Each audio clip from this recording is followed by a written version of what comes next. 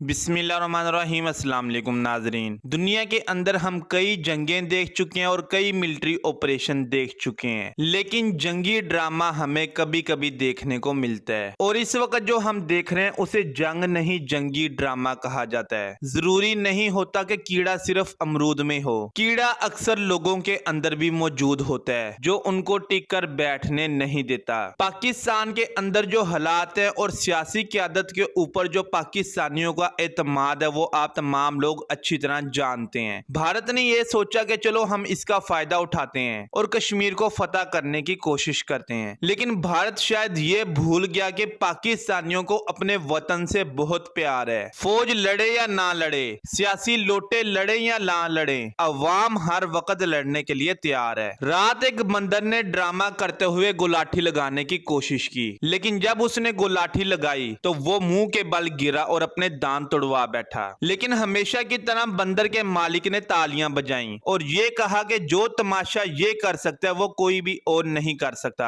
रात इन बंदरों ने पाकिस्तान के कई इलाकों में बमबारी की और इनमें ज्यादातर इलाके आजाद कश्मीर के थे, लेकिन इन्होंने अपना शौक पूरा करने के लिए हाफिज सईद के मदरसे के ऊपर भी हमला किया। जिन इलाकों को इन्होंने टारगेट किया उनमें कोटली, मुजफ्फराबाद, मरीद के, शेखुपुरा और सियालकोट शामिल हैं। और इस ड्रामे को सर अंजाम देने के लिए इन्होंने अपने रफाल, SU-30 और मिराज फाइटर जेट्स का सहारा लिया। इनमें जो बमबारी करनी थी वो करनी थी मिराज फाइटर जेट्स ने और बाकी रफाल और SU-30 ने इनकी रखवाली करनी थी। जिस वक्त इन्होंने ये ड्रामा सर अंजाम दिया उस वक्त पाकिस्तान एयरफोर्स की जो टोलियां मौजूद थी उन्होंने फौरन इनको इंटरसेप्ट किया और कई जगहों से इनको वापस मुड़ने पर मजबूर भी किया। लेकिन जब दो जहाजों का सामना कई दर्जन जहाजों से होता है अलग अलग जगहों पे, तो फिर नुकसान तो होता है और ये जंग का असूल है। आप ये देखें कि कोटली के इलाके के अंदर जब इनकी टोली घुसी तो हमारे दो जहाजों ने इनको वहां पर इंटरसेप्ट किया। फिर मुजफ्फराबाद के अंदर जब इनकी टोली घुसी वहां पर भी इनको दो जहाजों ने इंटरसेप्ट किया। यानी मेरे कहने का मतलब है जहां जहां से ये लोग घुसे हैं वहां वहां पर हमारे उस वक्त दो दो फाइटर जेट्स मौजूद थे जिन्होंने इनको उस वक्त वहां पर इंटरसेप्ट किया। उसके बाद आता है जंग का असल मरहला, जवाबी अटैक। और जब पाकिस्तान ने इनके ऊपर जवाबी अटैक किया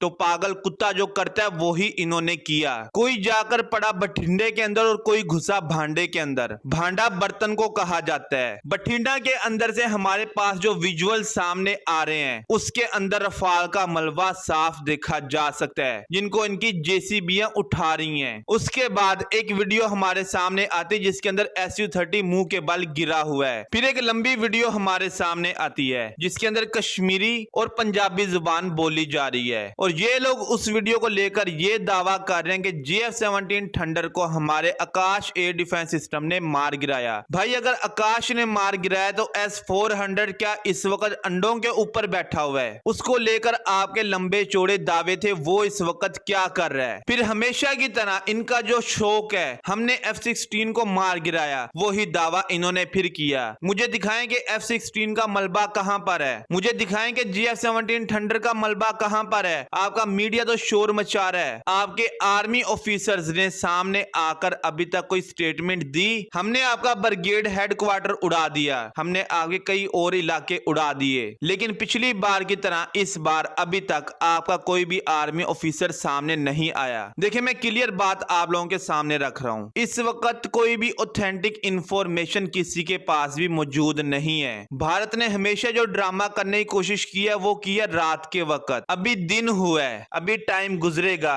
तस्वीर और वीडियोस निकलकर सामने आएंगी और वो ही ये बताएंगी कि हमारा कितना नुकसान हुआ और उनका कितना नुकसान हुआ। मैं ये नहीं कहता कि हम बहुत बड़े शेर हैं, हमारा नुकसान नहीं हुआ होगा, हमारा कोई फाइटर जेट नहीं गिरा होगा। हो सकता है हमारा भी फाइटर जेट गिरा हो सकता है हमारे कई फाइटर जेट्स गिरे हों, लेकिन कहते हैं ठंडी करके खा लो, गरम गरम खाओगे तो मुंह जलेगा और मुंह के साथ साथ और भी बहुत कुछ जलेगा। बाकी यूट्यूब पर आकर कोई भी पाकिस्तानी जो मर्जी दावा करे मुझे उससे कुछ लेना देना नहीं है। जो ऑथेंटिक इंफॉर्मेशन मेरे सामने निकलकर आई है वो मैं आप लोगों के साथ शेयर कर रहा हूं, लेकिन मैं आपको साथ ये भी कह रहा हूं कि ये इंफॉर्मेशन पूरी नहीं है। आने वाले वक्त के अंदर जो भी इंफॉर्मेशन निकलकर सामने आती है वो मैं आप लोगों के साथ शेयर कर दूंगा। मिलते हैं अगली वीडियो में, तब तक के लिए अल्लाह हाफिज।